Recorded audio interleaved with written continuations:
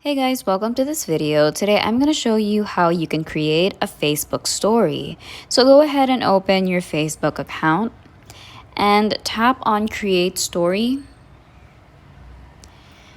So you can either choose from your camera roll by scrolling down here, or you can take a video or a picture of whatever you want to post using your camera by tapping on the middle icon right here.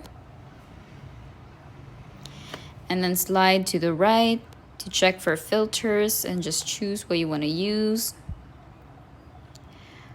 Or you can also tap on more effects, scroll down, and choose the filter you'd like.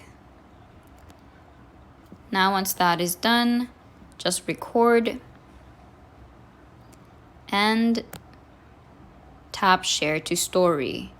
Thank you guys for watching. I hope this helped, and we will see you in the next video.